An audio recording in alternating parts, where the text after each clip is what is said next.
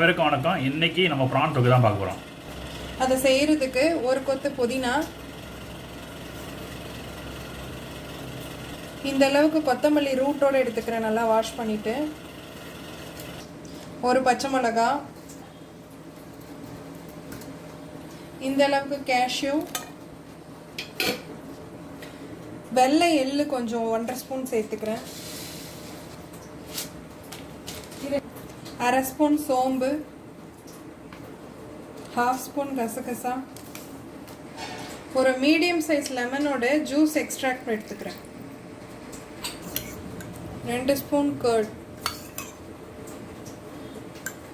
ஒரு பெரிய வெங்காயத்தை நல்லா இந்த மாதிரி ஆயிலில் ஃப்ரை பண்ணிவிட்டு இதை ஆட் பண்ணிக்கிறேன். இது கூட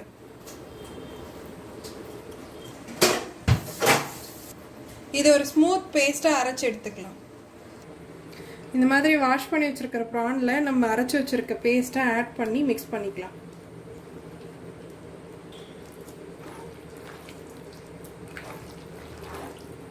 இது கூடவே இதுக்கு தேவையான உப்பு ஆட் பண்ணி மிக்ஸ் பண்ணிக்கலாம்.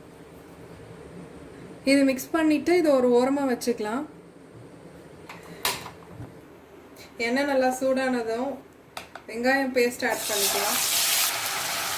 ஒரு பெரிய வெங்காயம் இந்த அளவுக்கு ஸ்மூத் பேஸ்ட்டாக அரைச்சி ஆட் பண்ணிக்கலாம். இந்த ஸ்டேஜில் ஒரு ஸ்பூன் இஞ்சி பூண்டு விழுது,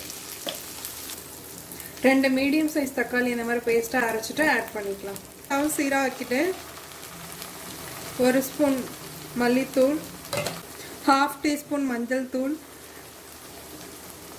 ஒரு ஹீப்டு டீஸ்பூன் குழம்பு மிளகாத்தூள், ஸ்பூன் கரம் மசாலா, மேரினேட் பண்ண ப்ரான் ஆட் பண்ணிக்கலாம். கருவேப்பிலை ஒரு கொத்து ஆட் பண்ணிக்கலாம்.